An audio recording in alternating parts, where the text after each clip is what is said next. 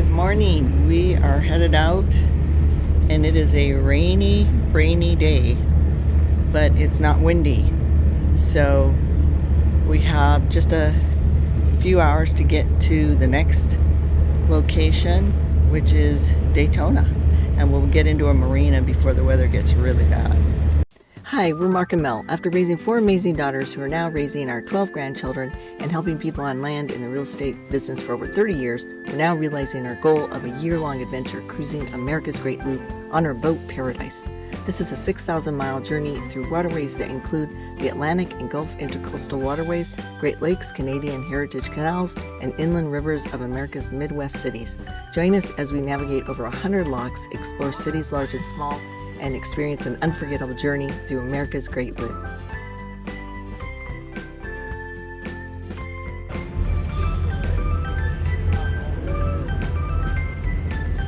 Rainy morning, but you know what? Instead of just sitting in the boat, we're gonna just move in the boat and go to the marina. It's not too bad. It's light rain. It's not windy, which is great. It's not cold. Hopefully we'll get to the marina before the winds pick up. Yeah, that's the goal. It's going to get windy as Yeah. the day goes on. Oh, you know, when it's cloudy, you can really see the devices and the maps better in the video. Okay, I'm gonna go do some video. Ponce de Leon Lighthouse.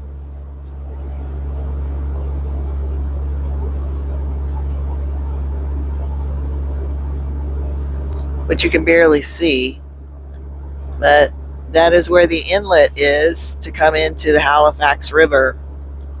We're on the ICW, which is the canal that's inland more between that landmass is between Halifax River. But I don't see a light, but apparently it's really cool to go in. It's like a museum and everything. We didn't get to it. Maybe next time. But it is pretty foggy, and it looks like we have a barge coming. Okay, there's a barge coming, and it is really rainy. Sign just said slow speed, minimum weight to marker 8, and we're at marker 17 right now. Minimum weight. Okay, so everybody's going slow in here.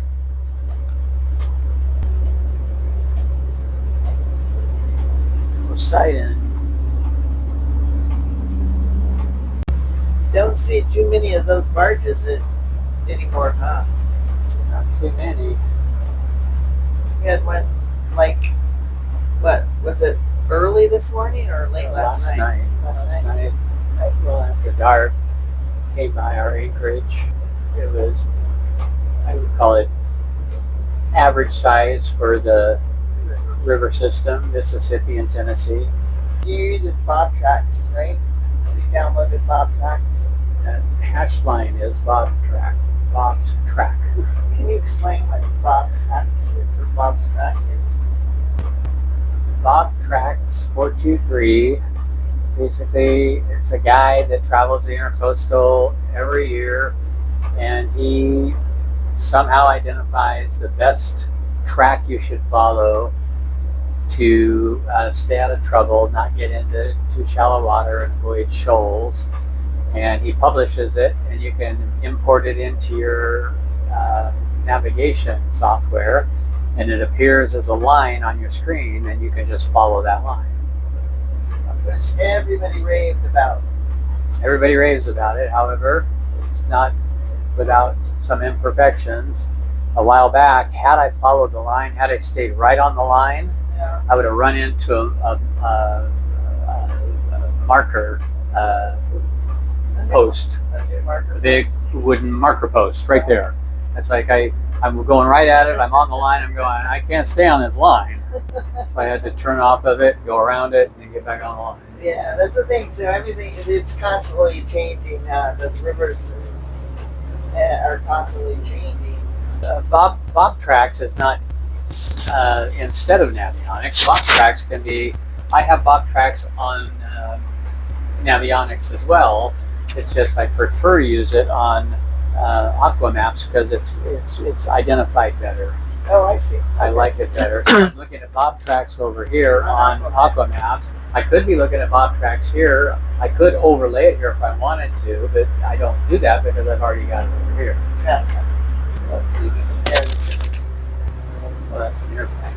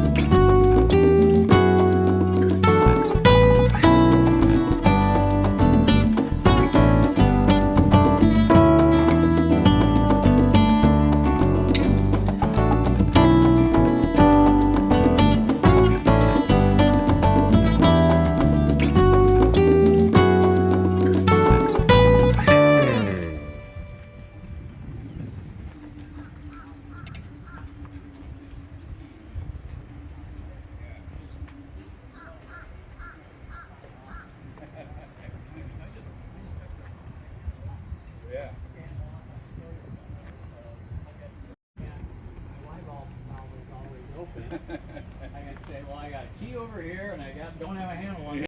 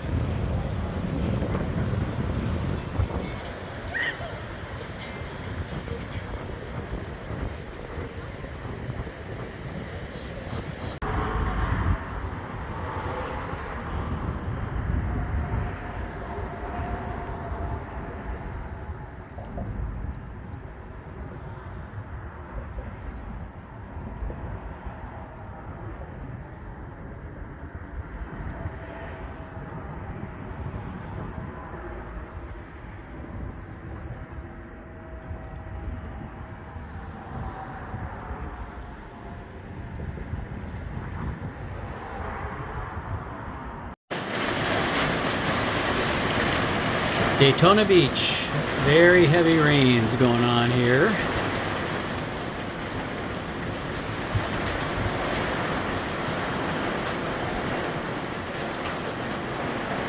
This is the reason we got into a marina rather than anchoring out. And we have the boat configured for heavy rain mode, which includes buckets. And then my little bucket next to it. And this one here is going to catch some stuff that drips, I think, right about here. Forget it. Got in from biking and saw the clouds coming, and the rain is here. You can hear it coming down full force. So it's a good thing we got back to the boat. I'm so glad we are in the marina.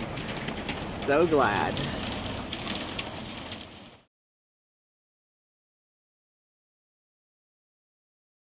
Good morning. It's a windy, cloudy day here in Daytona, and I've got a little project I'd like to work on that requires a little bit of lumber. And there's a Home Depot about 5.5 miles away, so I have got the bike out ready to go, and I am going to hopefully pick up a 2x3, 96 inches, 8 feet long, and get it strapped onto that bike and ride it back about 11 miles round trip. So let's see how this goes. Well, even though it was cloudy today, there was no rain forecast, but that proved to be incorrect. And Google is routing me through Daytona Motor Speedway here. We'll see how that works. It'll be fun. Well, there was a security guy at the entrance there coming into Daytona Motor Speedway, and he said it's okay to drive through, so this will be kind of cool, getting a closer look at this place.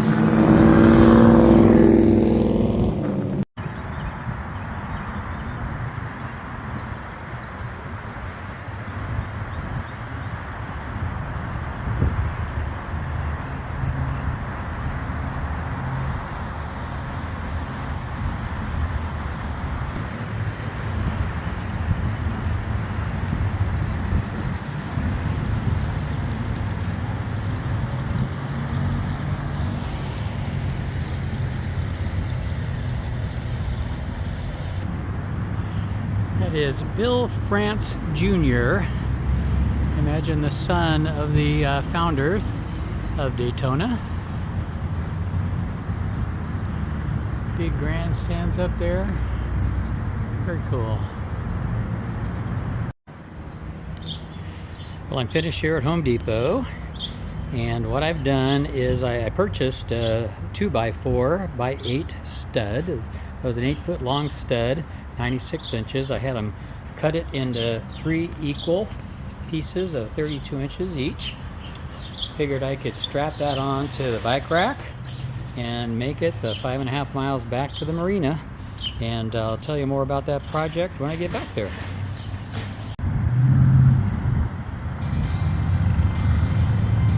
Dale Jarrett, Jeff Gordon,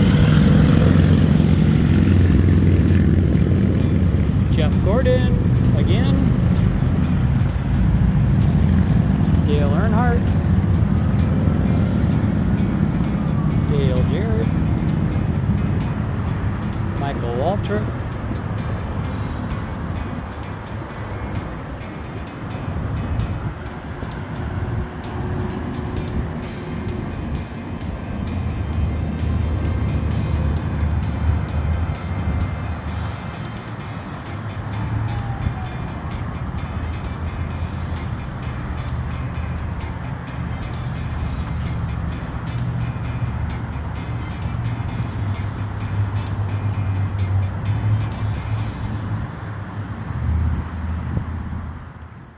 I'm back at the marina.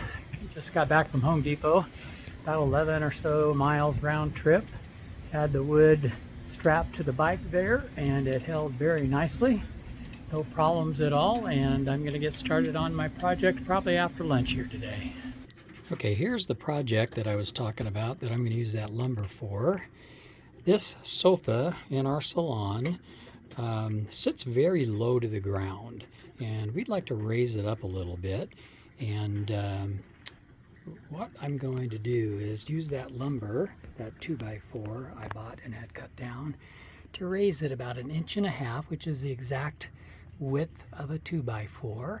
And that's almost exactly what we've got right there before it would go up against and push, or have to go beyond this lip right here on that little fiddle.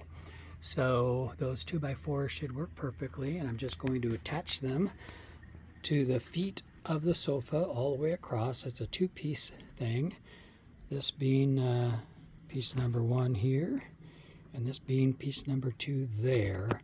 That's going that way. There's 4 legs on that, 4 legs on that one, and I'm just going to attach those 2x4s to lift the whole thing up 1.5 inches. Hopefully that'll be a little more comfortable for us. Okay, I've got the 2 pieces of our sectional sofa turned up so I can get to the bottom of them, and all I'm going to do is add a piece of 2x4 straddled across the left and right feet from rear to front here, just like this. Basically just like that. A little too close to get it all in.